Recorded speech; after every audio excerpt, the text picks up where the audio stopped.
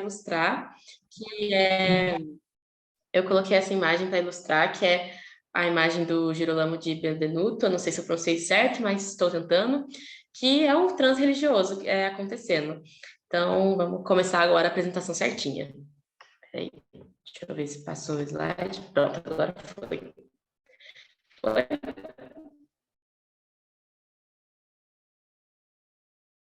Foi o slide? Ah, tá bom. Tá, então eu vou seguir exatamente o mesmo formato que eu segui quando eu apresentei a minha iniciação científica para a banca. A diferença é que a banca foi 20 minutos, aqui vai ser quase 2 horas, né? Então, eu vou me estender um pouquinho mais, mas começando, né, a introdução do meu trabalho. Por que eu comecei com esse trabalho? Porque a esquizofrenia é uma patologia com uma alta incidência populacional, só que ela possui poucos estudos aprofundados dentro da mesma. Segundo esse artigo que eu usei de Silva, as referências vão estar no final do trabalho, tá, gente? Então fiquem tranquilos. Nesse artigo fala que é de 0,1 a 0,7 pessoas entre uma população de 1.000 habitantes que tem esquizofrenia. Parece um número muito baixo, sim, mas quando você coloca em larga escala, é uma patologia com uma alta incidência. Então, a gente precisa de mais pesquisa nessa área. Inclusive, só um adendo, eu sei que o pessoal do grupo Ouvidores de Voz, se não me engano, está acompanhando as palestras da Semana da Nise, então, inclusive é um projeto muito bonito, pelo pouco que eu conheci ao longo das palestras. Se eu falar alguma informação errada, ofensiva, por favor, me interrompam, independente do momento que eu tiver, gente. Eu estou aqui junto com vocês, a gente está numa relação horizontal de aprendizagem. Enfim, continuando. Então, visando delimitar melhor essas nuances que envolvem o fenômeno da esquizofrenia, a pesquisa ela procurou comparar a esquizofrenia com o transe religioso, que é um fenômeno que a gente vai entender melhor ao longo da palestra. Palestra não, da apresentação. Para atender como essas ocorrências podem ou não estar relacionadas, seguindo a orientação dos estudos do Carl Jung. E só deixando aqui bem claro desde o começo, em nenhum momento eu estou falando que transreligioso é esquizofrenia, gente. Vamos assistir a palestra com calma, que é só uma delimitação para diferenciar os dois fenômenos, tá, gente? Usando a teoria da psicologia analítica, e principalmente, quando eu falo da psicologia analítica, se trata dos estudos do Jung, porque ele fez esses estudos em alguns livros específicos que eu vou falar na palestra. Então, seguindo. Quais que são os meus objetivos nesse trabalho? Eu procuro aprimorar as ideias e percepções que a gente tem sobre esse fenômeno, sobre como a gente pode familiarizar os estudantes e profissionais que estão envolvidos nessa área da psicologia, né? Porque apesar de a gente ter vários tipos de pessoas participando aqui, tanto arteterapeutas, quanto psiquiatras, quanto psicólogos, estudantes, interessados, etc., nesse estudo da iniciação científica, foi focalizado para os profissionais que atendem psicologia. Então, são todos muito bem-vindos, mas só dando esse contexto para deixar bem claro. E a gente procura também descrever as características do conceito, né? Então, o que é a esquizofrenia, né? O que é o transreligioso? Claro que a gente não vai super se aprofundar, porque isso seria, no caso, um TCC, né? Então, a gente passa um pouquinho por cima desses conceitos para poder entender eles antes de delimitar. A gente também busca compreender as concepções que Carl Jung tem e outros estudos específicos da área, porque a gente não pode se basear somente nos estudos que foram produzidos naquela época lá atrás. Inclusive, as religiões são extremamente diferentes daquela época, né? A gente não pode pegar os estudos que Jung fez lá em 1900 bolinha para poder usar aqui para falar das religiões que a gente tem aqui no Brasil. A gente tem que buscar estudos atuais que falam das religiões que a gente tem aqui, falam das compreensões que a gente tem aqui. Então, são estudos que são misturados. A gente pega um pouquinho de estudos antigos, que são estudos de Jung e de Brewer e de William James, e traz um pouquinho de estudos atuais, sabe? De pensadores contemporâneos para poder entender como isso se relaciona com a nossa realidade atual. Inclusive, a gente também, não só da realidade atual, mas da realidade latina, brasileira, né? Porque por exemplo, Jung, não que eu tenha visto, mas ele nunca chegou a tocar sobre a religião da Umbanda, por exemplo, que é uma religião tão forte aqui no Brasil. Então, para poder adaptar esse estudo e poder ser um estudo inclusivo, a gente traz esses outros estudos específicos e atuais para poder deixar uma pesquisa mais rica mesmo. E também a gente quer delimitar como os aspectos de cada conceito devem ser diferenciados, porque Existe uma grande questão ética e moral que a psicologia parece que tem medo, sabe? Parece que é uma fobia da psicologia tocar em religião. Se instaurou a ideia de que, tá bom, então, religião vamos respeitar e não vamos estudar sobre religião. Não, a gente tem que estudar, a gente tem que conhecer as religiões, a gente tem que se aprofundar nelas e delimitar, porque às vezes você vai estar com um cliente que ele tem mais características do transreligioso no sentido saudável. E às vezes você vai estar com um cliente que tem um transreligioso que não é saudável. Você precisa ter a capacidade técnica para poder lidar com isso. Então, a gente tem que ir atrás desses pontos desconfortáveis, obviamente, seguindo uma ética muito bem feita. A gente tem que deixar nosso pensamento crítico acima de tudo, para que a gente possa delimitar e poder fornecer o melhor serviço possível para os nossos clientes.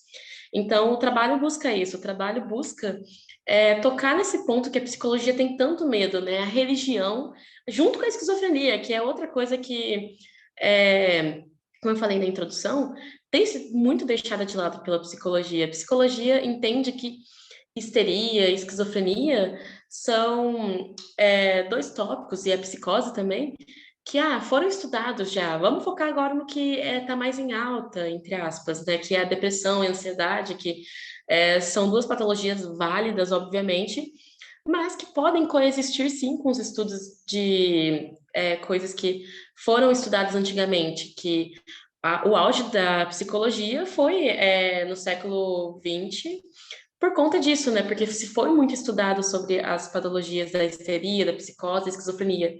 E parece que quando virou o século, a gente viu esses estudos diminuírem demais. E não, a gente tem que continuar estudando, a gente tem que continuar procurando para poder seguir o ritmo que o mundo vai mudando, junto com as perspectivas das psiques de cada pessoa. Então, por isso, a pesquisa busca familiarizar os estudantes, os profissionais, com os fenômenos, com a delimitação desses fenômenos, para que a gente consiga não somente trazer eles de novo para a psicologia, como também fornecer o melhor serviço possível para aqueles que vão ser atendidos. Então, passando os objetivos, qual o método que eu usei para esse meu trabalho? O método que eu usei foi o método descritivo. A gente começou, na verdade, com a ideia de um método exploratório, de uma pesquisa assim, só que a gente percebeu que o exploratório já era muito presente nos estudos da esquizofrenia. E uma coisa engraçada de se perceber, agora abrindo um adendo só, é que enquanto eu fazia pesquisa, a maior parte dos estudos que eu recebia, que eu pesquisava, que eu achava, não eram da psicologia, quando se estava da esquizofrenia, e nem do transreligioso. Com a esquizofrenia, eram mais das matérias estritamente biológicas, como farmácia, fisioterapia, educação física, medicina. E quanto ao transreligioso, eram matérias estritamente de humanas, ou seja, sociologia, filosofia, antropologia. Então, a psicologia abandonou esses dois fenômenos e a gente tem que trazer eles de volta para a psicologia, que eles também nos pertencem. Nós somos o meio termo, né? A gente está entre o biológico e a gente está entre o social, o humano. Então, a gente tem que trazer essas pesquisas para a gente. Por isso, a gente teve uma alteração aí de metodologia, deixou de ser o método exploratório, que seria um estudo mais focado em números, em pesquisas, em amostras, fomos para o descritivo, que o método descritivo, ele busca fazer uma descrição de fatos que traz as variáveis para poder conhecer melhor essas variáveis. Então, a gente traz as variáveis esquizofrenia e transreligioso e tenta descrever elas para aí sim a gente poder chegar numa conclusão sobre elas. Então, a gente traz várias fontes, várias perspectivas e percepções para poder construir esse conhecimento. Deixa eu só virar a página aqui, que senão vai que eu pulo algum tópico, né? Enfim. Aí, a revisão bibliográfica e documental, o que seria isso? Seria ali um dos braços do método descritivo. Seria uma das ferramentas que a gente usa com o método descritivo. O que seria essa revisão, né? A gente usa e busca artigos e documentos e livros para poder trazer essa descrição de fatos. E através dessa revisão bibliográfica, a gente traz a sintetização de artigos, ou seja, para poder descrever esses fatos, a gente busca vários artigos, várias perspectivas, várias nuances daquele fenômeno para poder desenvolver ele de um jeito que seja praticamente global. Óbvio, a gente não consegue chegar no global, a gente não consegue abarcar todo o conhecimento daquele fenômeno, mas nós tentamos. Então, a gente procura documentos, bibliografias, experiências, para poder construir esse conhecimento. A revisão bibliográfica que a gente fez foi através de algumas palavras-chave selecionadas pelo pesquisador, no caso eu e o professor Grangeiro, para poder tentar entender melhor esses fenômenos. Então, agora chegou o momento que eu posso falar um pouquinho mais, né? Que quando eu fui defender para a banca, eu não podia falar quase nada, né? Era só 20 minutos. Agora eu posso dar mais detalhes para vocês entenderem melhor.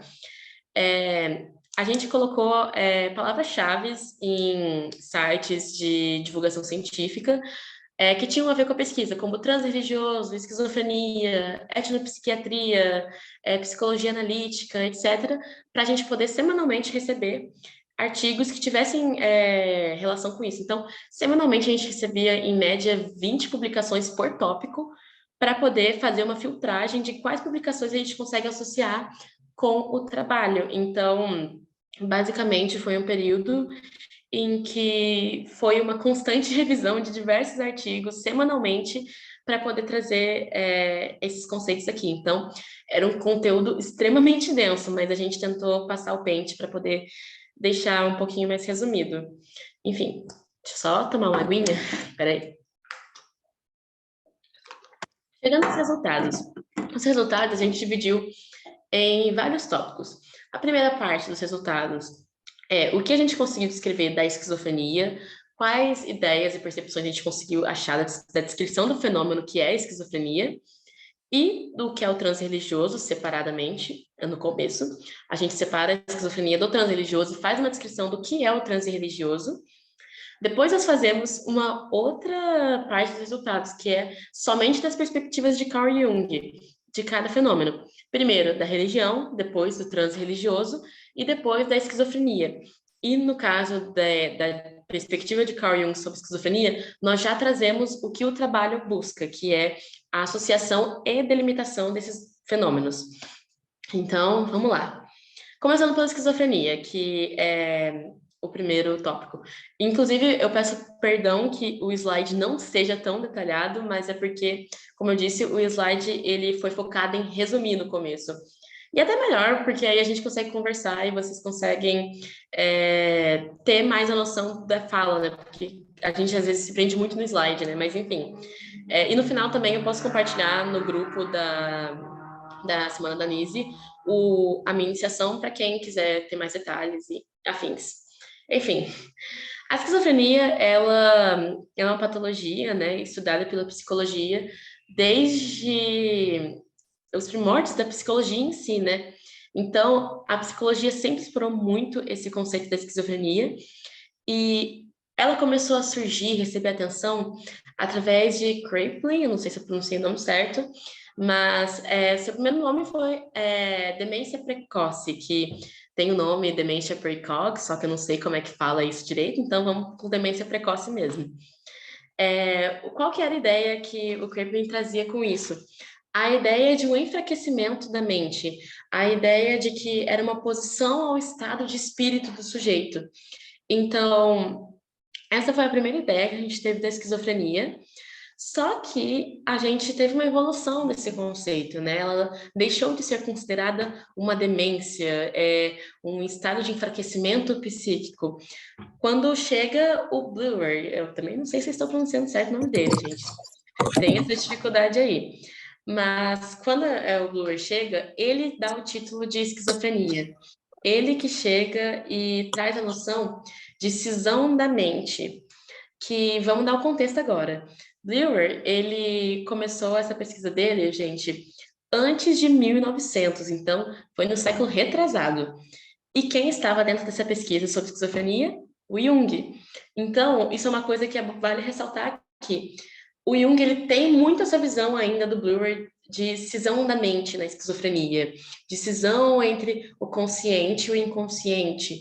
Então, isso é muito característico dentro da obra do Jung, tá? Essa influência que o Bleuer teve dentro da pesquisa do Jung fica bem clara e vocês vão ver como vai ficando clara ao longo da apresentação, mas só deixando isso claro aí que Carl Jung ele teve um contato direto com Bleuler. Isso, inclusive, influencia muito o interesse de Jung pela esquizofrenia, né? Porque o interesse religioso de Jung, não vou dar o contexto inteiro da vida de Jung, mas vem muito da infância dele, né? Que ele tinha o pai lá muito ligado à religião, e Jung sempre questionava isso, tipo, como o pai dele conseguia se relacionar tanto, mas ao mesmo tempo de uma maneira tão fraca, né?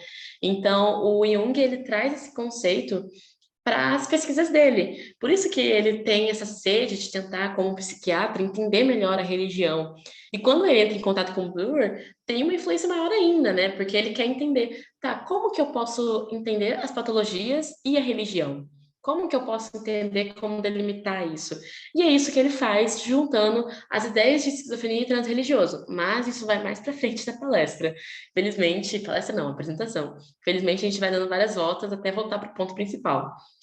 Enfim, a gente tem esse contexto histórico de Kraepelin e Brewer, mas o que nós focamos aqui dentro da iniciação científica, da pesquisa, é a ideia de Crow e do IPSS, que é uma ideia da esquizofrenia como uma patologia que pode ser dividida entre dois tipos de sintoma, os sintomas positivos e os negativos. O senso comum tende a confundir o que é o sintoma positivo e o negativo, mas eles não são sintomas bons e sintomas ruins. São apenas maneiras de se manifestar.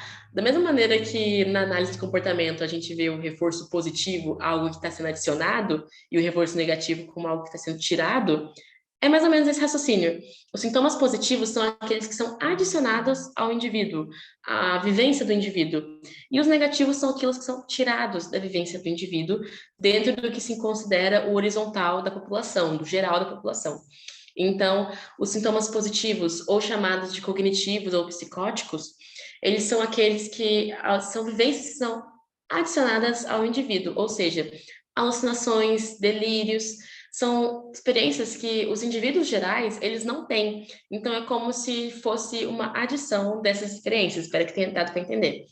E os sintomas negativos são aqueles que o indivíduo perde, ou seja, a perca da fala, a perca da comunicação, a afetividade também é percebida. Se não me Vamos ligar a engano. câmera aí, senão...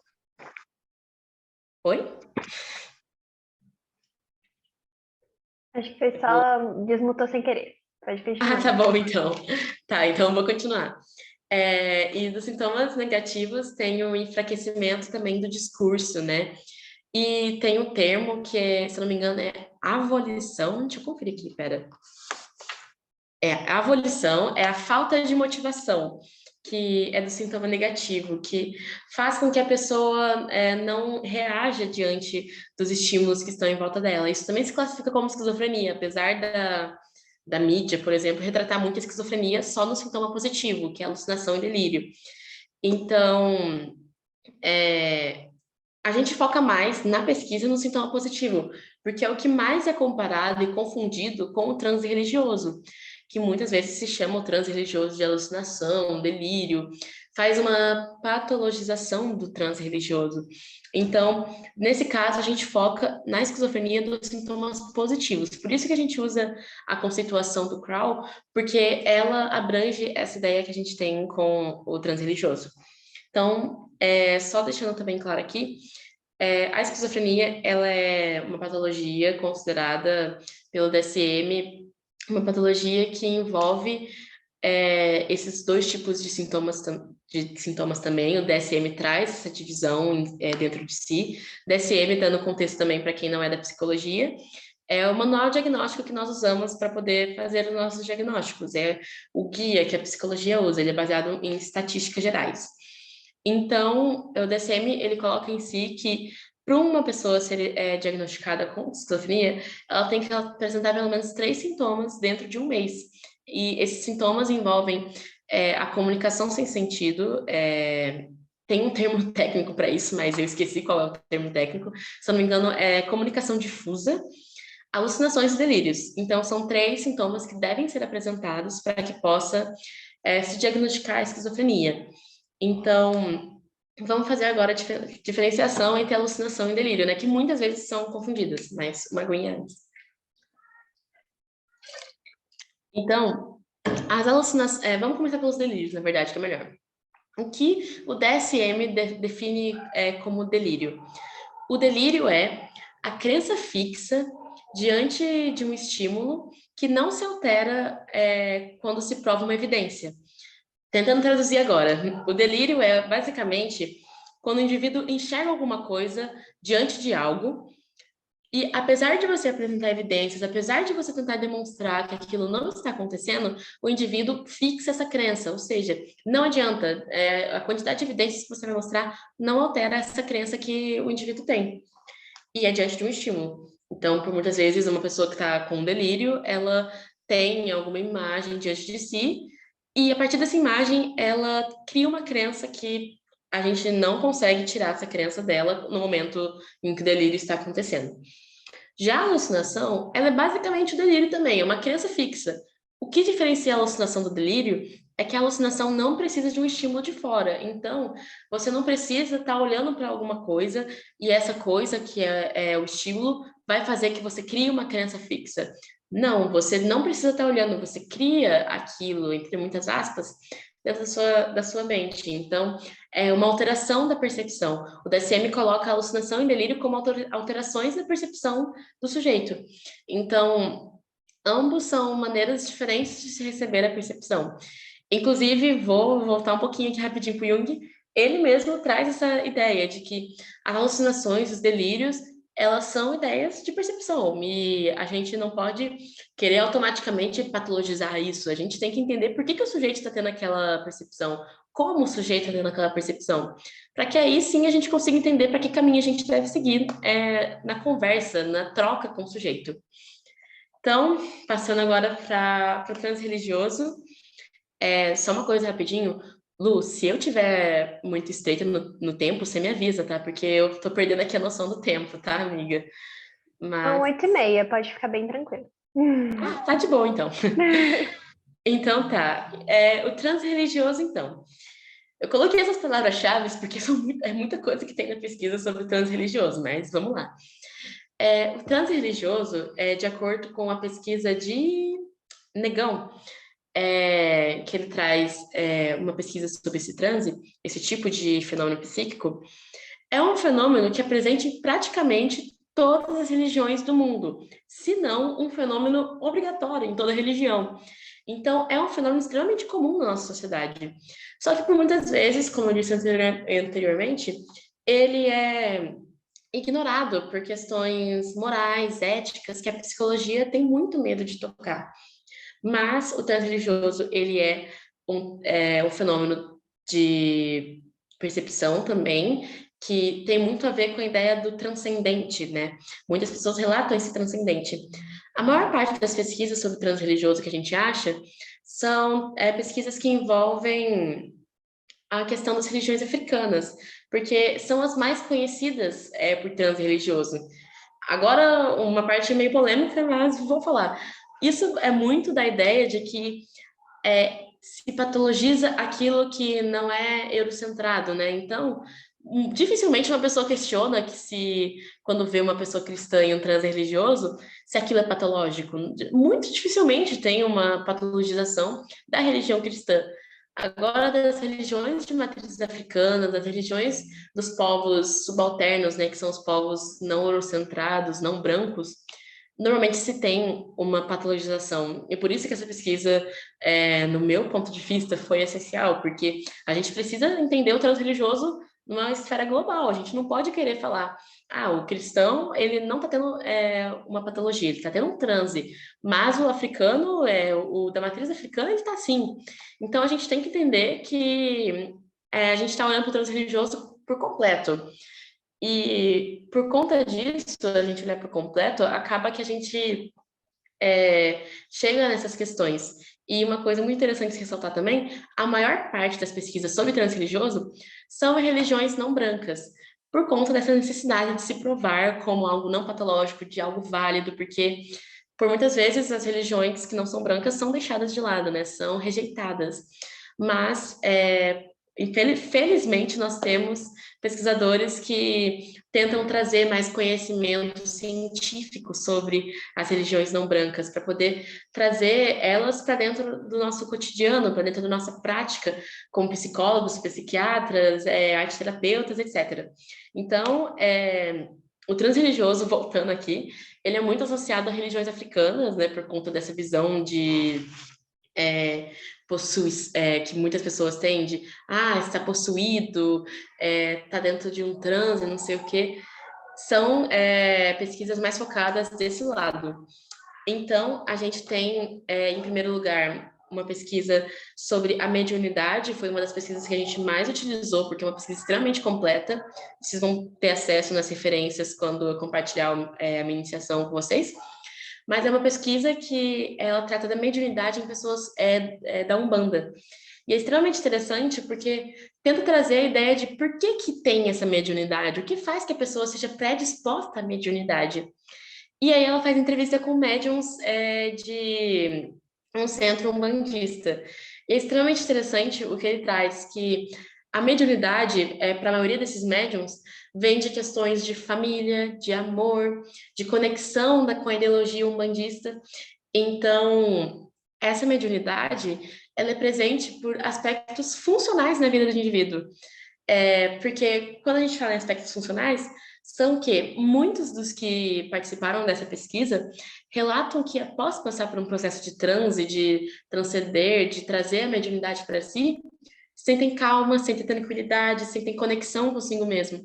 Então, a mediunidade é extremamente funcional nesse contexto da Umbanda. E a gente pode também trazer essa mediunidade no contexto das religiões no geral, porque o transreligioso, dentro da visão, por exemplo, de William James, é algo que envolve os estados místicos, que são incentivados pelo local que a gente se encontra.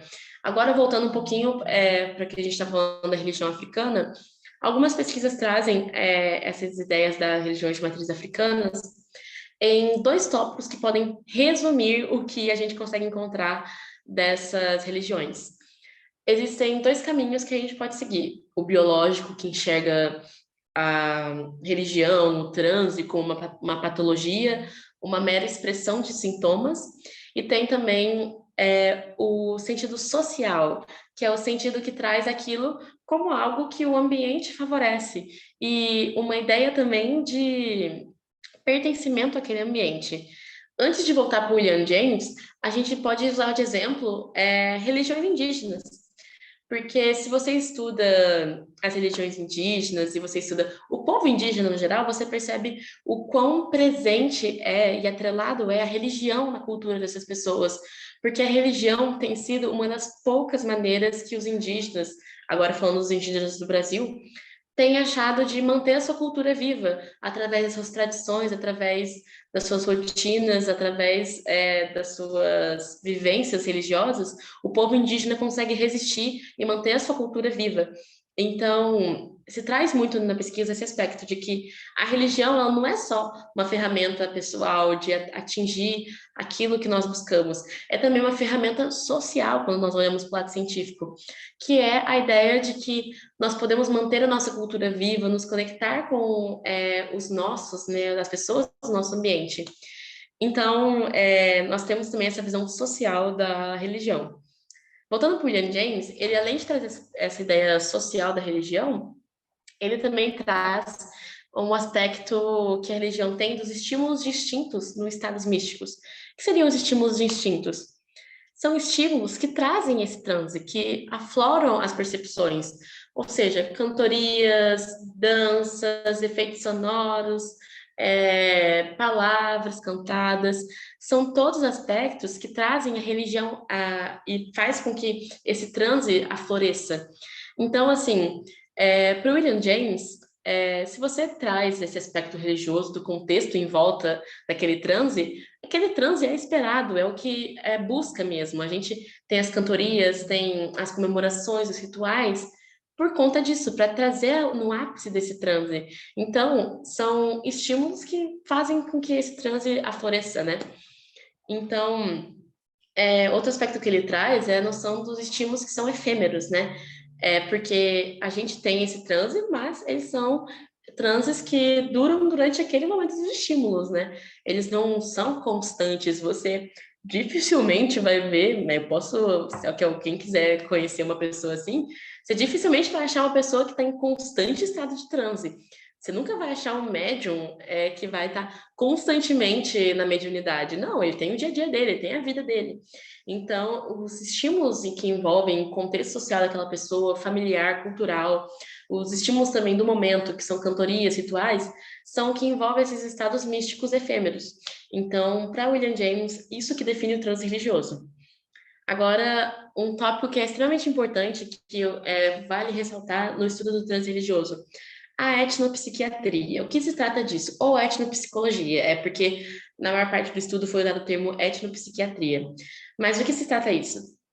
É uma atitude que o psicólogo tem como profissional ou como psiquiatra de entender o outro pelo outro. Foi criada por Georges Devereux, eu não sei como pronunciar o nome francês dele, peço perdão, mas foi criada por ele e se baseia no conhecimento do outro, pelo outro, e não por nós, não pelos nossos conceitos que nós vivemos. É uma separação de quem somos e quem nos tornamos diante do outro. Então, nós abandonamos os nossos preceitos para poder entender o que aquele outro tem. Agora eu vou pedir licença para vocês para fazer uma citação de um artigo de Martins e Borges, et al., de 2019, e podem ficar tranquilos que na iniciação tem toda referência a esse artigo. Vou fazer essa citação aqui com vocês. Com o seu paciente, o Devereux, ele coloca em prática a posição daquele que não sabe, daquele que vai aprender o mundo do outro, com ele compreender os significados que estruturam o universo simbólico-cultural. Essas experiências e suas considerações sobre ela são a base para o que mais tarde se formaliza como a etnopsiquiatria. Então, a etnopsiquiatria é esse lugar onde o psicólogo deixa de se colocar no lugar daquele que detém os conhecimentos e que conhece tudo que envolve aquele sujeito. A etnopsiquiatria é o contrário disso. O psicólogo está em local de aprendizagem, de conhecer o outro, de entender o outro e aqueles símbolos que envolvem o outro.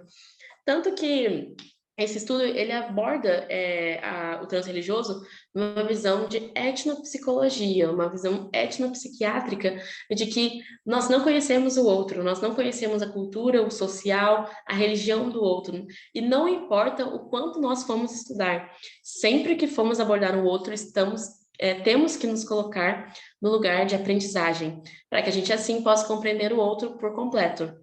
Então, a gente segue essa ideia da etnopsicologia para que a gente consiga abordar o transreligioso da maneira mais científica possível e da maneira mais crítica possível, ou seja, da maneira global de entender a religião do outro como outro, e não como se nós fôssemos deter todo o conhecimento dessa religião. Por isso, inclusive, que eu pedi para que todos, se alguém tiver alguma dúvida, alguma contradição, quiser negar alguma coisa que eu for falar, pode abrir o microfone, pode interromper mesmo, porque eu, assim como todo mundo aqui, está em um local de aprendizagem, de tentar entender o outro um pouquinho mais. Porque apesar de quando a gente for chegar no atendimento, a gente ter que se colocar no lugar de aprendizagem, a gente tem que se colocar no local de aprendizagem a vida inteira, né? O mundo está em constante mudança, a gente não consegue acompanhar isso o tempo todo, né? Então, só quis fazer essa ressalva da etnopsiquiatria dentro da pesquisa, porque essa é a postura que a pesquisa toma, de etnopsiquiatria. Aguinha de novo. Agora, a parte mais longa do trabalho, que é o interesse, isso tudo foi um contexto sobre o trabalho, é a parte das perspectivas de Carl Jung. A gente estudou principalmente essas duas obras aqui. Só um segundo. Estudos Psiquiátricos, que é a primeira edição da obra completa, espero que dê para enxergar mais ou menos. É um livro bem curtinho, é bem interessante para entender como o Jung se relaciona com as suas pesquisas. E esse aqui, no caso, é o do caso de SW, que é uma jovem, que eu já vou dar o contexto dela. E aí a gente também se baseia em outro livro, que também é um dos principais, que é um pouquinho mais grosso, mas é Símbolos da Transformação. Ele é sobre a Miss Miller, ele é da quinta edição da obra completa. Apesar de ser um livro bem grande e ser bem cansativo a leitura, vale a pena porque ele traz, na minha opinião, o ápice de como o Carl Jung se relaciona com a psicologia, né? Como ele traz em diversos momentos obras e ideias clássicas para poder definir como ele vai estudar o caso da Miss Miller, que a gente já vai chegar nela. Mas, antes de a gente chegar no transreligioso, na esquizofrenia em si, a gente tem que fazer uma definição de como Carl Jung e a psicologia analítica se relacionam com a religião. A gente usa uma citação do livro Psicologia e Religião Oriental, que é a edição 11/5 da obra completa. É bem fininha, é bem legal de ler. Por que a gente usa esse livro? Porque nesse livro, o Jung traz, bem no comecinho dele, uma ideia que é a base da psicologia analítica, principalmente para esse trabalho, que é a ideia de que a religião deve ser estudada de uma maneira científica. E como fazer isso, né? Isso é um questionamento que a psicologia segura consigo, né? Por isso que faz com que seja um problema de ético e de moral estudar a religião. Porque não pode se negar a religião dentro do sujeito. Jung em nenhum momento faz uma distinção de valor da religião. Em nenhum momento ele tenta negar ou afirmar que a religião existe, de que Deus existe, de que o orixá existe. Não. Jung, ele traz a religião como fato, porque ele está dentro da percepção do sujeito. Você não consegue falar que a religião não existe, porque ele está concretizado na psique. E o que é a psique, senão a única maneira que a gente tem contato com o mundo? Então, quando o sujeito chega com uma demanda de religião, quando o sujeito chega falando da religião, ele está falando de algo que existe, porque está na percepção dele. Da mesma maneira que eu falo que essa caneta está aqui, a religião pode estar aqui para mim. Agora, saindo um pouco do aspecto científico da Giovana, o aspecto pessoal da Giovana. Sou uma pessoa cristã que teve todo um trabalho crítico e ético e moral para poder fazer essa pesquisa, para não querer chegar aqui e falar, porque a religião é verdadeira, tanto que nem é o foco da pesquisa a questão da religião cristã, né? A maior parte, como eu falei, dos estudos é das religiões de matriz africana. A minha percepção, como Giovana, como uma pessoa, é a percepção de que a religião está aqui. As pessoas podem chegar a mim e falar que isso não está aqui, mas o que acontece é a minha percepção. Da mesma maneira que essa caneta está aqui, a religião está diante de mim. E a gente tem que ter agora a postura da Giovana como estudante de psicologia, como profissional, como pesquisadora. A gente tem que ter essa ideia com as outras pessoas, de que a religião está dentro da percepção dela. E essa religião não é negada por conta disso. É a percepção, é a maneira que tem contato com o mundo. Então, eu vou fazer agora, vou pedir licença para vocês novamente, para fazer uma citação desse livro aqui, que é a maneira que Jung entende a religião. Trata-se do mundo primitivo, onde até mesmo objetos sem vida são dotados de uma força vital, salvadora e mágica, mediante a qual estes objetos tornam-se parte integrante de nós mesmos. Mais cedo ou mais tarde, tivemos de compreender que seu poder, no fundo, era o nosso próprio poder, que seu significado era uma projeção de nós mesmos. Então, quando Jung aborda essa ideia de uma projeção de nós mesmos, ele tenta abordar a religião de uma maneira arquetípica, né? Que, tentando definir aqui rapidamente isso, Jung traz essa ideia de que a construção da nossa sociedade traz esses arquétipos, essas ideias fixas, né? Então, ele aborda isso como uma projeção de nós mesmos. Essas ideias foram construídas como projeção de nós mesmos. Só que, atualmente, a gente não pode querer chegar na pessoa que está tendo uma experiência religiosa e afirmar de maneira imediata que você está fazendo uma projeção sua. Não, aquilo ali está fixado nela, é a religião dela, a percepção dela. Então, quando a gente tem que estudar aquilo, a gente tem que estudar aquilo entendendo que aquilo é a percepção daquele sujeito e que precisamos entender não o que está ali, o como chegou ali é mais importante para Jung. Isso, inclusive, está mais à frente no trabalho, mas eu achei interessante trazer aqui agora, de que o como importa mais que o que para Jung. Então, agora indo para o transreligioso, né? Como o Jung traz essa ideia de transreligioso nessas duas obras, dos estudos psiquiátricos e do símbolo da transformação. Inclusive, rapidinho, essa citação que eu fiz agora, direta, de Psicologia e Religião Oriental, que é a obra 11/5, está na página 12, para quem quiser ter um acesso mais direto, já vou falar aqui. Enfim, como o Jung traz essa ideia de transreligioso? Primeiro, quando ele estuda o fenômeno da SW, dando todo o contexto, a SW era uma pessoa que o Jung teve um contato direto. E qual que era a questão que a SW trazia? Ela se dizia uma jovem médium, ela tinha por volta de 15 anos, se eu não me engano. Faz um tempo que eu li o livro, então eu posso cometer alguns erros aí. Mas ela era uma jovem médium que tinha essa perspectiva de vivenciar o transe religioso. E no começo do livro, Jung afirma que ele acreditava que a, a SW estava tendo um caso genuíno de mediunidade. Como Jung afirma que é genuíno? Ele não viu nenhum aspecto pessoal dela naquilo. E ele não via nenhuma maneira que ela estava de charlatanismo ou coisa do tipo. Ela, diante dos olhares dele, estava realmente seguindo aquilo, né? De estar dentro de um transe, estar dentro de uma transcendência. Ele não poderia afirmar se aquilo era verdadeiro ou não, mas aquela percepção dela não era patológica, entendeu? Então, ele tinha essa primeira ideia. Mas quando ele foi acompanhando um pouquinho mais do caso da SW, ele começa a perceber algumas questões que afetam esse caso. E por que que a gente tem que trazer isso agora, antes de relacionar com a esquizofrenia? Para entender como o Jung, no primeiro momento, teve essa ideia do transe, essa ideia de que essa jovem tinha esse fenômeno, mas depois ele viu algumas incoerências que a gente vai trazer na próxima etapa, né, da pesquisa, que é o estudo da esquizofrenia na visão de Carl Jung. Enfim, o outro fenômeno que o Jung estuda sobre transe religioso, que é o da Miss Miller, que é dos símbolos da transformação, é um caso de uma jovem americana. A SW, no caso, ela morava na Europa, o Jung, tanto que ele conseguiu encontrar ela pessoalmente. A Miss Miller, me corrijam caso eu esteja errado, quem já leu Símbolos da Transformação, teve um contato com o Jung através de cartas.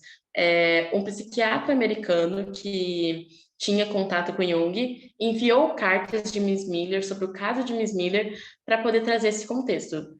Miss Miller, que se chama no caso Frank Miller, mas ela durante quase o livro inteiro é chamada de Miss Miller em nome de Frank, é um nome fictício, inclusive, só deixando claro que a privacidade da Miss Miller foi mantida durante o livro do Jung.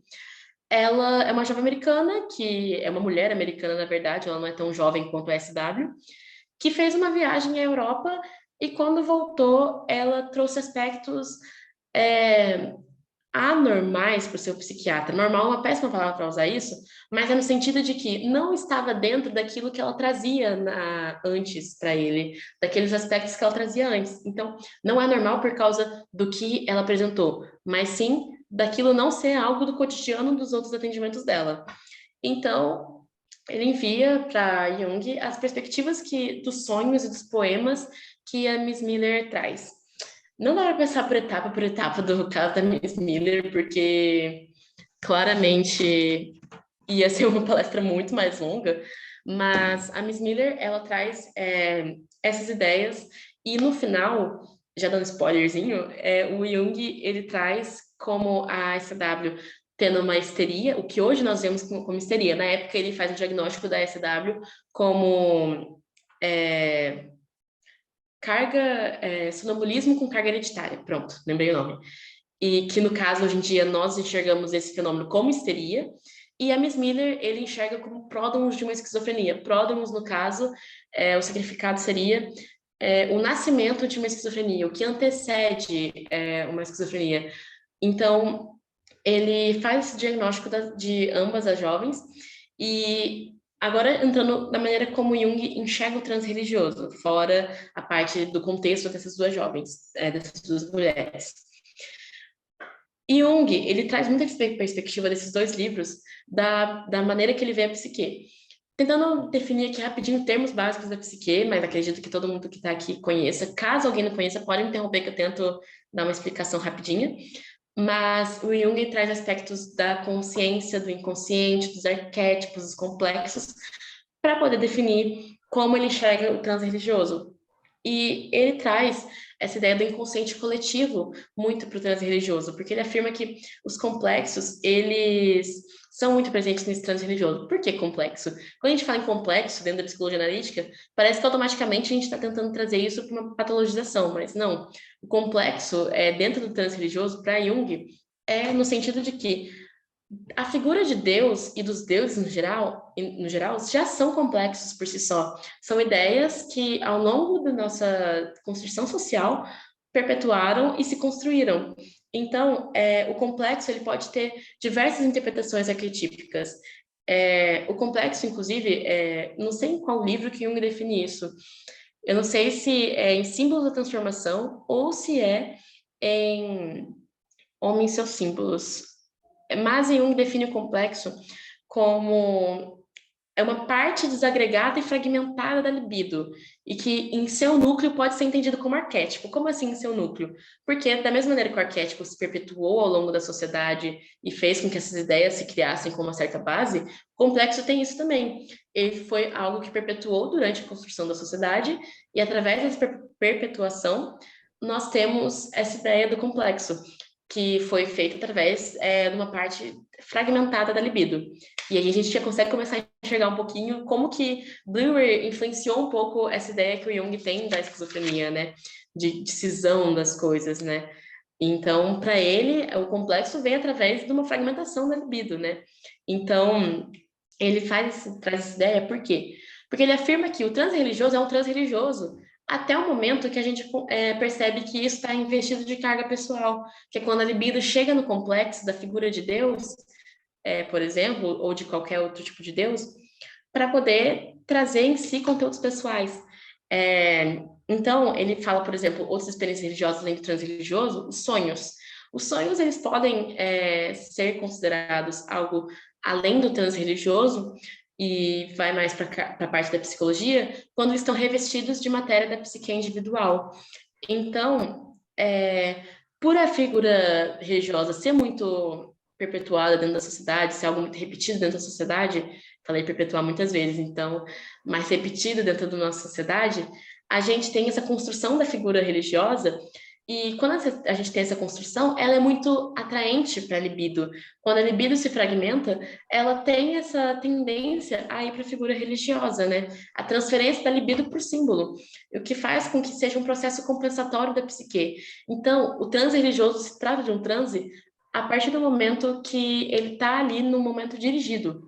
Quando a libido para de se dirigir a algum objeto e vai para uma ideia de compensação de uma vivência pessoal do sujeito, é quando a gente entende que o transe religioso deixa de ser algo pessoal do sujeito, algo transcendente da percepção do sujeito, e sim uma possibilidade compensatória daquele sujeito.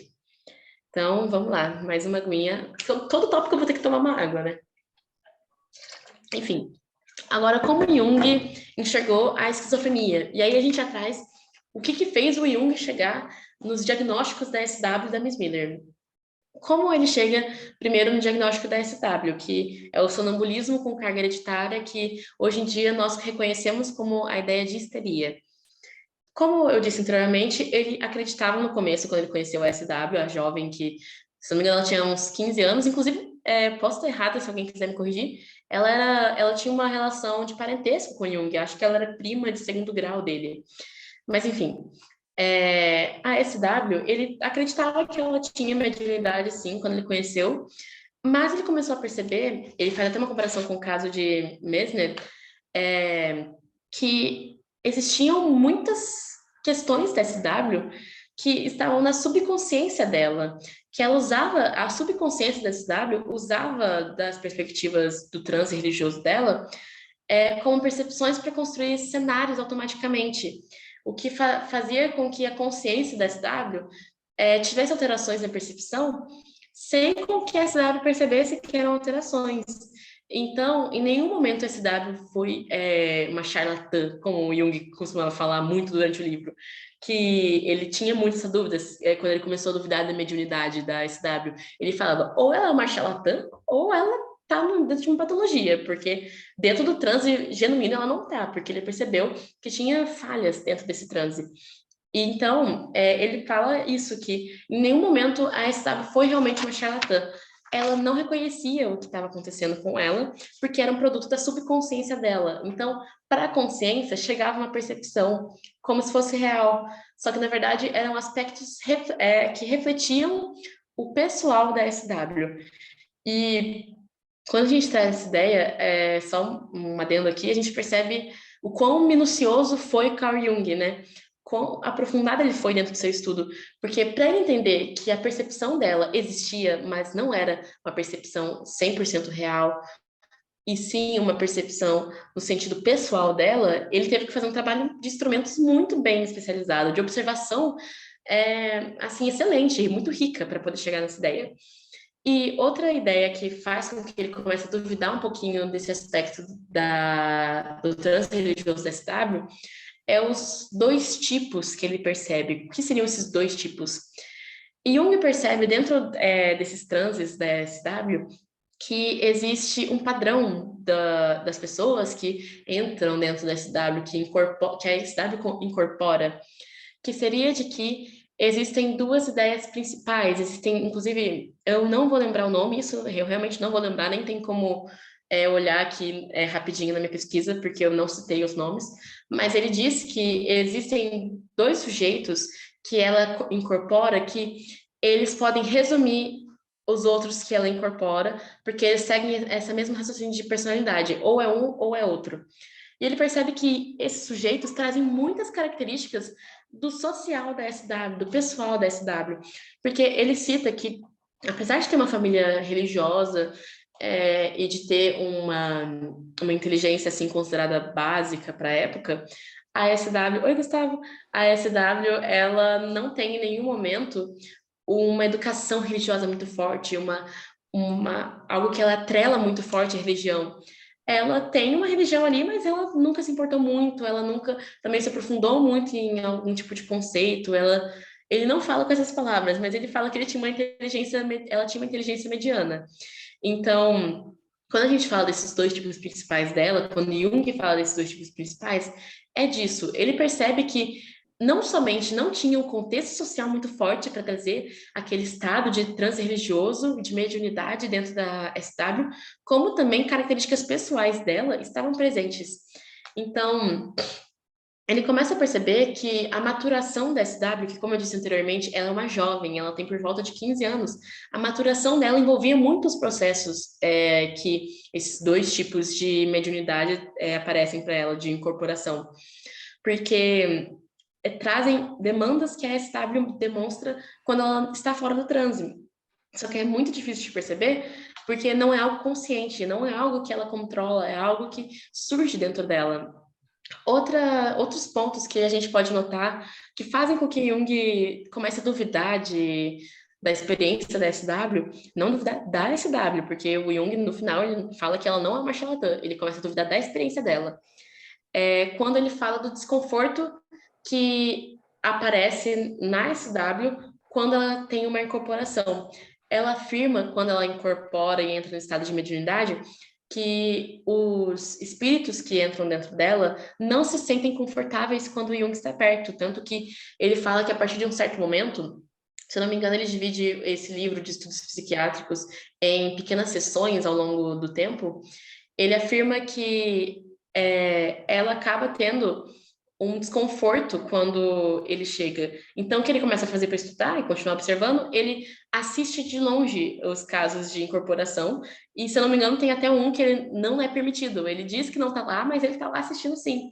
Então, esse desconforto que ela apresenta, ele começou a duvidar, tipo, nossa, será que ela está fingindo? Ou será que é um desconforto porque a projeção dela está sendo analisada? Então, ele começa a ter essa ideia. E outra questão que fez com que com que ele chegasse no tópico que eu vou falar agora. Em algum momento, no rodapé, o Jung fala de um caso, de um momento específico desse caso, que a SW afirma que nunca aprendeu um tipo certo de alemão, um dialeto alemão, que um dos sujeitos que ela recebe, que ela incorpora, fala. Então, aquilo ali, com certeza, seria uma das maiores provas da mediunidade dela. Um idioma que ela nunca aprendeu, que ela nunca teve contato, e ela está falando desse idioma, com certeza seria um transe religioso. Só que o Jung, a fazer um estudo mais aprofundado com a família da SW, ele descobre que ela já passou por um doutor, que ele tinha, um doutor, no caso, um médico, que ele tinha o uso desse alemão, desse dialeto do alemão, que era um alemão mais gótico, se não me engano. Então ele começa a perceber que a SW não tem noção disso, ela não tem noção que ela já passou por esse idioma, mas ele já passou por ela. E como que isso se relaciona com o ponto que eu vou falar agora? O ponto que o Jung mais cita no caso da SW é a questão da criptomnésia, dentro da histeria dela. O que seria a criptomnésia? A criptomnésia, tentando resumir muito, porque ele traz um capítulo inteiro sobre isso, é uma força que faz com que memórias, recordações apareçam dentro da consciência como se fossem inéditas. E a consciência não entende que aquilo não é inédito, que aquilo já foi algo vivido. Então, a percepção entende que aquilo é algo imediato. Então, a Miss Miller traz um conteúdo antigo dela como se fosse algo inédito, como se fosse a Miss Miller não, perdão, a SW traz isso como se fosse um conteúdo inédito, sendo que não.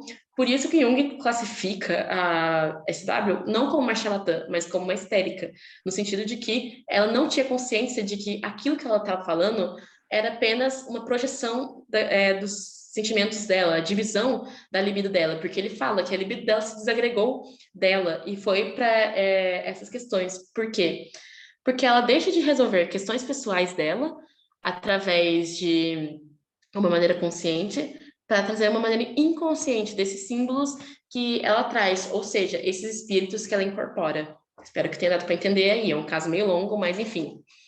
Caso ninguém tenha alguma dúvida para interromper sobre esse caso, eu vou agora para o caso da Miss Miller. Deixa eu só conferir aqui o horário para ver se não estou ultrapassando. Não, acho que ainda está tranquilo.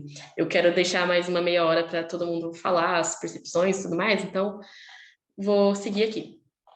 A Miss Miller, ela foi a que o Jung estudou em Símbolos da Transformação, que eu falei anteriormente, que era uma mulher americana, um pouquinho mais velha que a SW, que após uma viagem, ela apresentou comportamentos e percepções fora do comum do que ela apresentava anteriormente. E por que que o Jung traz o caso da Miss Miller para poder falar dos símbolos da transformação? Porque a Miss Miller começa a utilizar de símbolos religiosos para poder lidar com a sua própria vivência. Em que sentido? Isso agora vai ficar bem mais claro ainda o porquê que o Jung tem esse contato tão forte com o Blue World quando ele fala de fenômenos religiosos. Para o Jung, a Miss Miller traz uma ideia de autossugestionabilidade, acredito que falei certo, que no caso, a libido não entra em contato com a realidade. Então, ao não entrar em contato com a realidade, ela procura outro ponto, perdão. E esse outro ponto que a libido procura acaba tomando impressões presentes da consciência e exagerando. Como que tem esse exagero? Através dessa libido indo para um outro ponto que são os complexos, que são as ideias religiosas, as figuras religiosas. Então, tentando trazer mais ou menos isso agora para o caso da Miss Miller. O que o Jung define no caso da Miss Miller? Que a Miss Miller, através de uma longa análise de diversos pontos e etc. Inclusive, recomendo muito esse livro porque ele é extremamente interessante. A Miss Miller, na visão do Jung, ela não tinha um contato suficiente com a realidade e com a consciência dela. Então, ao invés de ter um contato mais direto com a realidade, a Miss Miller, ela procura resolver suas próprias questões, de uma maneira inconsciente, obviamente, através das figuras religiosas. Então, a libido dela, ao invés de selecionar algo consciente, ela se direciona a esses complexos, o que faz com que tenha uma questão exagerada das percepções do sujeito, das experiências que o sujeito está tendo. Então, as impressões que o sujeito tem da realidade acabam se exagerando. E quando o Jung fala disso, ele fala dos aspectos pessoais da Miss Miller, né? Porque a Miss Miller, ela também, assim como a SW, nunca foi uma mulher extremamente religiosa. Ela teve contato com a religião, assim como praticamente todo mundo naquela época tinha, mas não era algo aprofundado. Então, ela estranhou muito quando esses símbolos religiosos começaram a surgir. Mas, quando Jung faz uma análise aprofundada de símbolos e dos contextos que a Miss Miller participa, ele percebe que a libido, ela não está passando por uma regressão, ela está passando por essa transferência para um símbolo. E tais as questões pessoais da Miss Miller, como as questões com o pai dela, questões amorosas, afetivas. Eu vou abrir aqui uma citação rapidinho, é porque é um sonho extremamente longo, é inclusive cansativo ler o Jung analisando esse sonho, esse relato da Miss Miller, porque ele faz uma análise muito aprofundada através de diversos mitos, de diversas culturas, mas vou trazer esse sonho aqui para vocês. Tem um sonho que a Miss Miller diz que um índio, vou colocar a palavra índio, apesar do termo certo ser indígena, porque Nesse caso, cabe, porque a Miss Miller tem uma visão extremamente estereotipada de um índio, de um indígena, na verdade. Então, ela tem essa visão de uma mulher dos Estados Unidos, sabe? Uma mulher americana. Então, ela tem essa visão do índio selvagem, do índio da tribo, e não do indígena, que é um ser social, que mora numa aldeia. Ela tem aquela visão estereotipada nos sonhos dela. E ela tem uma visão de que esse índio pelo qual ela se apaixona loucamente dentro do sonho, ele dá uma flechada dentro do coração dela, ou foi o contrário, não lembro se ela que flechou o coração dele. E tem todo o contexto do sonho, mas quando ela traz esse símbolo tão estereotipado, Jung vai atrás de estudar isso. O que aquilo significou para ela? E aí ele encontra as questões amorosas da Miss Miller e as questões pessoais dela, na questão com o pai dela, que ela traz essa demanda de que ela não é muito próxima do pai. Então, quando Jung faz essa análise de que a Miss Miller tem um pensamento de questões pessoais resolvidas através da religião, ele percebe que aquilo se trata de um pródromo de uma esquizofrenia. Aquilo deixa de ser um processo saudável, aquilo começa a ser um processo patológico. Por que eu falo no processo saudável? O Jung, ele traz a ideia do pensamento fantasia, que no caso, o pensamento fantasia ou pensamento subjetivo, ele usa os dois termos durante o livro, ele é um pensamento ditado por raízes interiores, é um pensamento que ele é inconsciente, ele vai para os símbolos.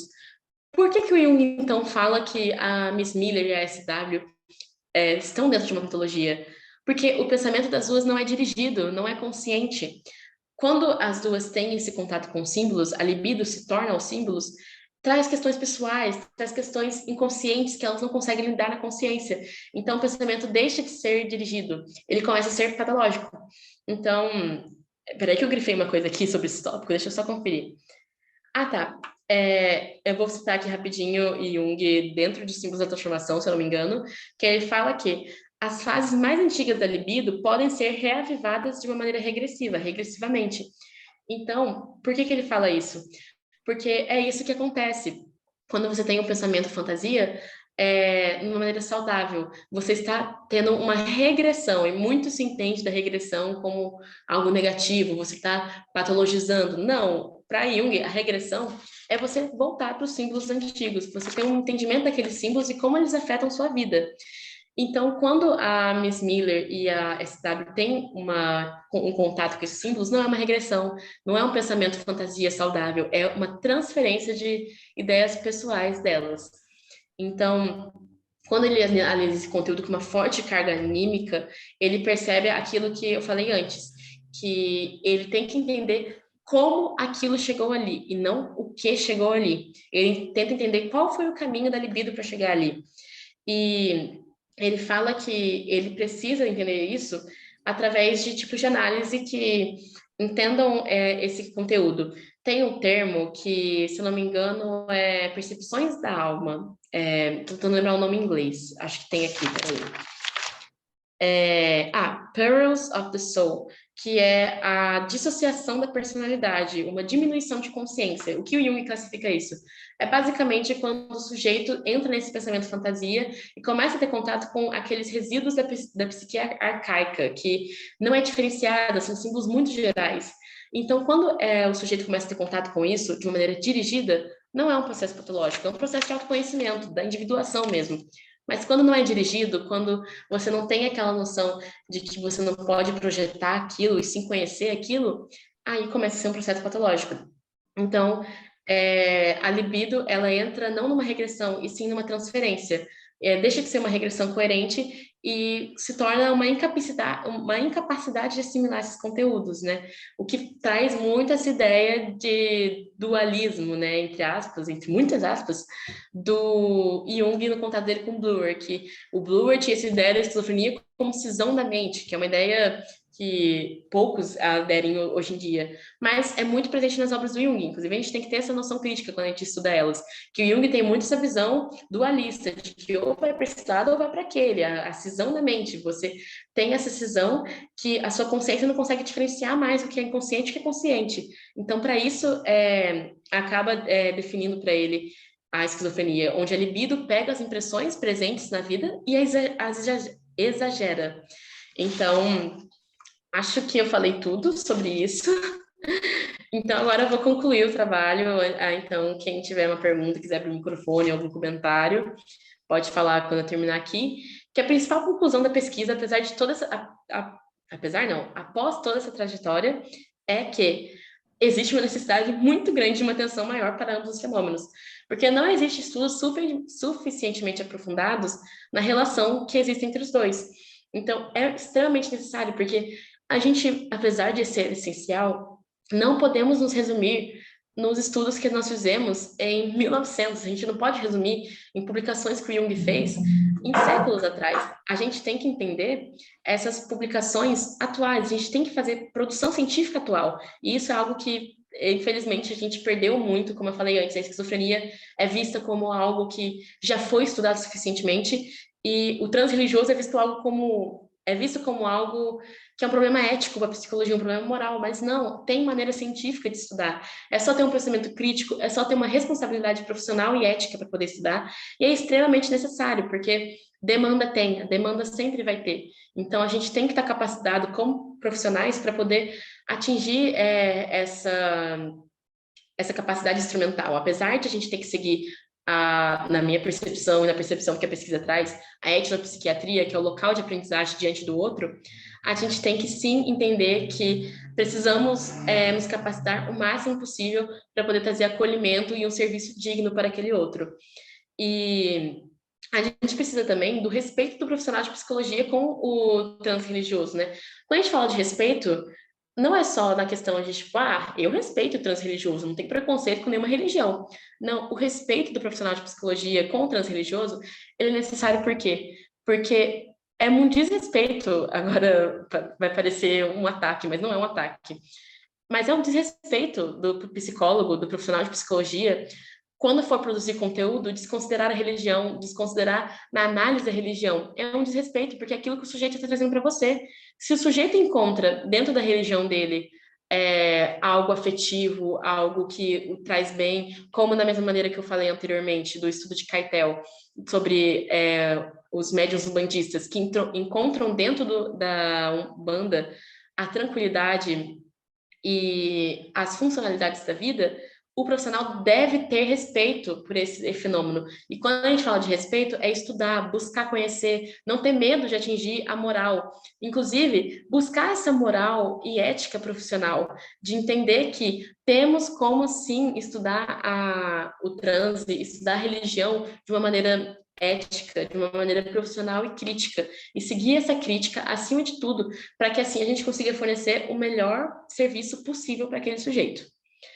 Acredito que eu acabo minha fala aqui, gente, falei um pouquinho demais, mas enfim, aqui são as referências que são utilizadas dentro desses slides. Eu usei muitas mais referências dentro do trabalho, mas essas referências são as que são utilizadas diretamente no slide.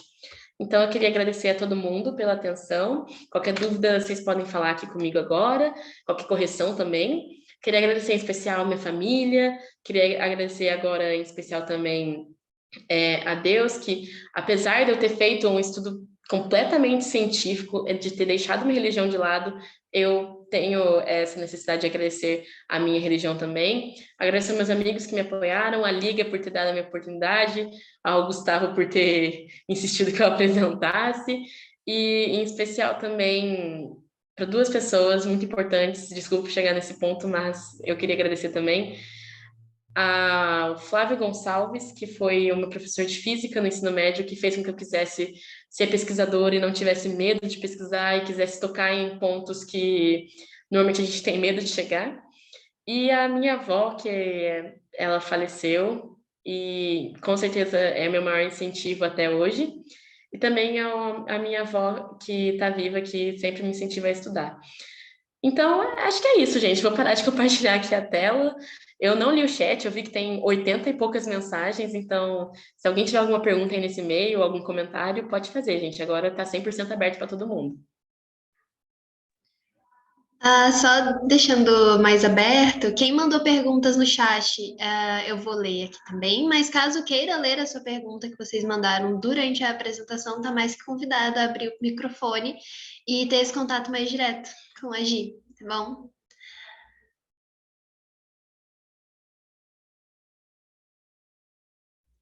Bom, vou começar a ler as perguntas. Então, a Nara, ela perguntou aqui para você. A esquizofrenia ainda seria considerada uma patologia? Porque por patologia eu entendo doença. A esquizofrenia não seria um transtorno? E o transtorno não seria uma condição que pode desorganizar o sujeito? Fiquei pensativa. Sim. Então, Peraí, tem uma continuação aqui. Não sei se é só uma questão de nomenclatura, porque acho que usamos muitos desses conceitos de forma errada muitas vezes. Eu mesmo. Por isso, presta atenção para ver se é isso mesmo. então, Lu, qual que é o nome dela mesmo? Só para eu, não sei, pessoal aqui, né? É Nara. Nara. Então, eu também enxergo dessa maneira, e a maior parte da psicologia hoje em dia, felizmente, evoluiu para parar de enxergar a esquizofrenia como uma patologia, uma doença, e enxergar assim como um transtorno, ou como o próprio Jung fala muitas vezes, apenas uma maneira diferente da percepção. Também foi falado isso numa palestra, eu não sei, tô tentando me recordar aqui direitinho, mas foi falado isso numa das palestras da Semana da Nise, que teve tanta que a gente acaba se perdendo, né? Mas como eu coloquei a esquizofrenia como visão patológica aqui, não em nenhum momento eu tento afirmar que a esquizofrenia é uma doença, mas o DSM traz a ideia da esquizofrenia como um transtorno visto através da patologia. Então, essa perspectiva patológica vem muito da ideia também de diferenciar esses dois fenômenos. Então, a gente usa essa perspectiva do manual diagnóstico de que a esquizofrenia é uma demanda patológica, ou seja, uma maneira diferente do sujeito estar ali fora da estatística, né, do geral. Mas, como foi definido aqui através dos estudos do Jung, a esquizofrenia ela não é uma doença, ela é uma maneira diferente de perceber o mundo. A única coisa que a gente tem que tomar cuidado é só para tentar dirigir os pensamentos, né? O que a gente tenta fazer de acordo com o que a gente leu, que eu li, na verdade, dentro das ideias do Jung, é que a gente tem que entender que aquilo ali é um processo normal, que é normal sim voltar aos símbolos, que no caso agora falando da psicologia analítica, mas que nós precisamos direcionar isso para evitar trazer sofrimento para aquele sujeito, tentar direcionar aquilo para que ele entenda que existem questões pessoais, existem questões do sujeito que estão sendo explicitadas dentro daquela maneira de se expressar. Então, peço perdão se eu não deixei claro isso, de que a esquizofrenia não é uma doença de uma maneira pejorativa, e sim uma maneira de se viver o mundo, mas é nesse sentido que a gente trouxe. Deu para entender? Acho que ficou super bem explicadinho. A Luciana pediu só para você mostrar novamente o livro da capa vermelha. Ela não conseguiu ver o título. Ah, tá. Mostro sim. Psicologia e Religião Oriental é o volume 11/5 das obras completas da editora Vozes, que inclusive temos cupom de desconto, 30% de desconto em todo o site, cupom NISEVIVE, gente.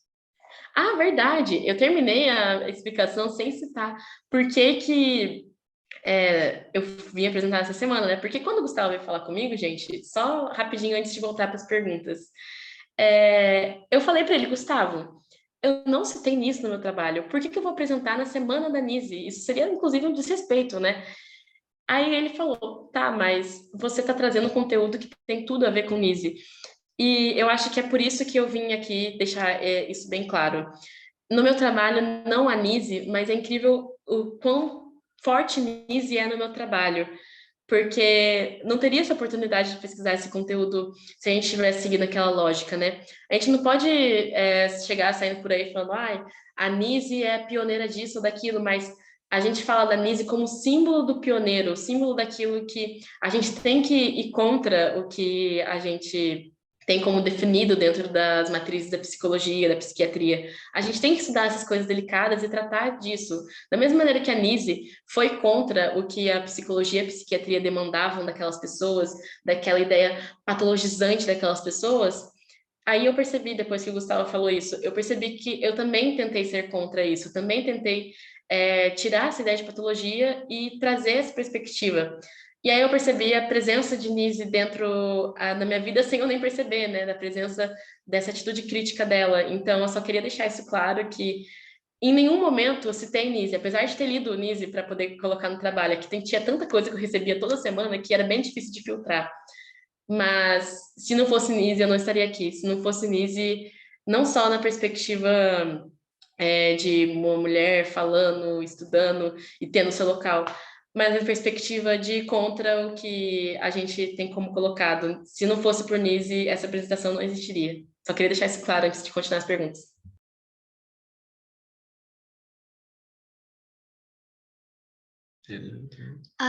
Pode falar, Ellen. Oi, pessoal, boa noite. Vocês me ouvem? Sim? Porque eu estou com um probleminha aqui no som. Bom, primeiro eu quero parabenizar vocês todos por essa iniciativa. Tem sido uma semana maravilhosa, de grande, grande aprendizado mesmo. E particularmente a Giovana pela iniciativa, por esse trabalho incrível. Giovana, eu quero ler cada vírgula que você escreveu nesse trabalho. E algo que você falou bem no começo, a respeito de não se falar, de parecer ser um tabu dentro do estudo da psicologia, não se falar em religião. Eu fico me perguntando isso todo o tempo. Eu estou começando ainda, estou no 4º período de psicologia, e quando eu estava estudando uma das disciplinas de psicologia social, o professor enfatizava muito a questão de a gente não pode separar a pessoa do social, né, do meio em que ela vive e tudo mais, os contextos culturais e onde ela mora e tudo mais. Isso é muito legal, só que quando chega na parte da religião, que também constitui aquela pessoa, aí fica todo mundo mudo dentro da sala de aula. Eu fico tentando entender como isso é possível. E ver a Giovana fazendo isso, trazendo isso, sabe? Por mim, eu ficaria aqui a noite inteira ouvindo, de verdade, porque foi incrível isso. Vou falar de novo, quero ler o seu trabalho. E a gente viu numa outra palestra sobre a questão de não se falar de Jung, de não se falar da Nise na faculdade. É verdade, infelizmente. E eu esbarro nessas questões porque a Giovana disse que é cristã, eu também, essa é a minha religião, nasci numa família cristã evangélica, e eu fico não apenas esbarrando nessas questões, como é que eu faço para tirar a minha fé de mim, porque isso me constitui. E independente, eu estou citando a minha religião, né? Mas independente de qual seja a religião, de que forma eu posso praticar psicologia se eu não considerar a religião de cada um daqueles que eu vou atender? Porque isso faz parte de cada um de nós. Então, a iniciativa de vocês, da Liga, de estar trazendo essa semana, gente, isso é incrível mesmo. Parabéns a vocês todos. Quero poder divulgar isso, poder acrescentar, poder ajudar. E a Giovana, virei fã, tá? Virei fã, quero ler esse trabalho. Muito, me inspirou muito, de verdade, te ouvir. Você iniciou aqui se desculpando, falando de dicção, falando da internet. Você foi maravilhosa. E eu agradeço a Deus pela vida de vocês. Agradeço a Deus por essa oportunidade, está sendo incrível. Não era pergunta, não, era só para falar isso tudo. Tá bom, gente? Obrigada mesmo. Muito obrigada, Ellen. Antes de passar a palavra para o Wallace, para ele fazer o comentário dele, só queria agradecer a interação de todos aqui no chat também. Vários mandaram as suas próprias histórias, seus próprios eventos. A Tainara, a Nara, a Aline. Muito interessante, vocês agregam muito a toda experiência e todo o conhecimento que a gente queria trazer aqui na semana. Obrigada, gente. Agora, pode falar, Wallace. Boa noite, gente. Vocês estão me ouvindo? Eu queria parabenizar, né, a Giovana pelo trabalho dela. É um trabalho magnífico. Foi muito interessante a forma como você colocou essas diferenciações, né, do que é patológico ou que a gente pode considerar como transtorno e o que é do âmbito, né, religioso. Isso é muito importante de se ver, porque hoje eu sou formado, né, eu sou psicólogo, e se um paciente entra, por exemplo, no meu consultório e ele diz, por exemplo, que passa por uma questão mediúnica, eu preciso entender aonde que aquele processo mediúnico dele está, se é dentro desse contexto religioso e o que esse contexto traz para ele, né? A gente aqui está falando de psicologia analítica e o Jung coloca que é importante a gente conhecer a cosmologia daquele paciente. Por mais que ele seja da mesma religião que a minha, a experiência dele é diferente da que eu tenho com essa religião. Então, também complementando um pouco o que a Ellen falou, né? Eu não posso destituir a minha religião de mim, mas eu também não posso utilizar dela para ler o outro. Eu preciso utilizar a religião do outro para ler ele, né? Eu preciso entender como que é essa cosmologia dele, entender como que é o processo religioso dele, dentro da crença dele, e entender ele dentro dessa crença, né? Aí sim eu preciso me destituir da religião. Eu não posso ler ele como eu leio a minha religião. Eu preciso ler ele como ele pratica a fé dele. Né? Mais uma vez aí, parabéns para você, Giovana. Eu quero ler o seu trabalho. Eu acho que você já disponibilizou aqui no chat. Eu vou ler com muito carinho, viu? Gente, muito obrigada. Enquanto vocês falavam, eu tava dando uma olhada no chat. Muito obrigada. Eu vou ser sincera, agora o Gustavo vai ficar bravo. Gente, não queria apresentar, não queria. Falei para ele, Gustavo, não tem como apresentar, Gustavo, porque quando ele foi juntando o pessoal da Semana da Nise, só aparecia doutor, só aparecia mestrando, só aparecia, assim, a alta da sociedade da psicologia analítica no Brasil. Eu falei, Gustavo, não tem como apresentar isso aqui, Gustavo. Quem que sou eu perto dessas pessoas, né? E aí eu falei para ele, Gustavo, não vou apresentar. Ele me colocou na lista mesmo assim. Então, eu vim aqui apresentar e assim, é uma honra estar em meio no evento, assim, tão gigantesco que, agora, já que estou falando, né, esse evento, gente, ele obviamente tem pessoas como eu e a Luísa, que a gente está dando o nosso melhor, a gente tem o pessoal da equipe, o Guilherme, a gente tem o Balbi, a gente tem o Daniel, a Manuela, a Jéssica, a gente tem um pessoal, assim, bem forte na nossa equipe da gestão, que está trabalhando por trás do evento. E a gente tem, sim, tentado deixar esse evento o mais perfeito possível, mas esse evento, quem procurou, quem trabalhou, quem suou foi o Gustavo. Ele merece todos os parabéns possíveis para esse evento. E por isso que, quando ele me convidou, eu falei, Gustavo, não vai acontecer, Gustavo. Então, muito obrigada por criarem tanto interesse pelo meu trabalho. Eu mandei o trabalho aí no chat. Obrigada a todo mundo que participou e quis tirar um tempinho do seu dia, do final de noite ainda, para poder continuar aqui. Muito obrigada de verdade. Queria agradecer também, especialmente, acho que eles ainda estão aqui, o Davi Lira e o Matheus Dônia, que são dois palestrantes que estavam na Semana da Nise, que eu admiro muito, muito, muito mesmo. Meu contato com o Davi foi pouco, foi hoje. E já foi suficiente para admirar ele, já foi suficiente para fazer com que eu queira assistir a palestra de novo. E com o Matheus foi um contato anterior, né? Que o Matheus me ajudou na minha pesquisa, gente. O Matheus mandou artigos para mim que me ajudaram na minha pesquisa. Então, eu agradeço muito a presença dos dois, a presença de todo mundo, por vocês darem atenção para minha fala, gente. Muito obrigado a todos, de verdade. Obrigada, Gustavo, por ter enchido meu saco para eu apresentar, porque está sendo muito gratificante. A gente que agradece, Gi, nossa, mesmo, a delicadeza dos agradecimentos e dos relatos aqui do chat. Eu acredito que você esteja lendo, faz tudo valer a pena, gente. Muito obrigada, vocês são parte disso. E, meu, primeiro eu tô muito feliz, assim, tipo, pela apresentação, antes pelo trabalho, assim, porque eu sei que foi um trabalho muito árduo e que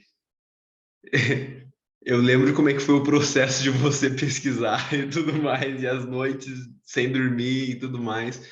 E vendo você apresentar aqui agora na Semana da Nise, eu acho que é muito simbólico, assim, é muito importante para a Liga e para além da Liga, para você, assim, sabe, para a sua trajetória acadêmica, que ainda está no começo e que eu tenho certeza que se já está brilhando agora, eu tenho certeza de que vai brilhar ainda mais, assim, quando se for para uma pós-graduação, para um mestrado, para um doutorado.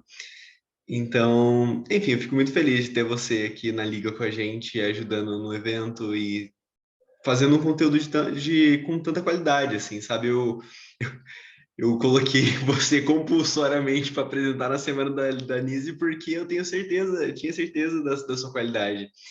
Então, é isso, Gi. Muito obrigado.